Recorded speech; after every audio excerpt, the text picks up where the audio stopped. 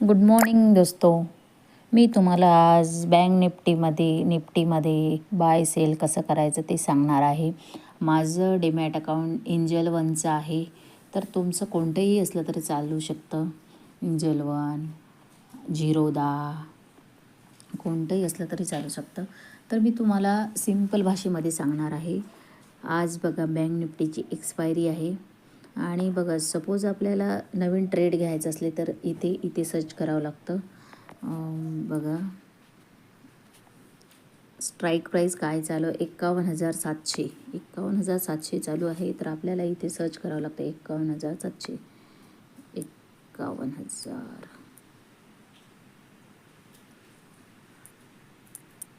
51,700चा आपण सी आणि पी हा वॉच लिस्टमध्ये ॲड केला. बघा सीईची प्राईस काय चालू आहे, जे आपल्याला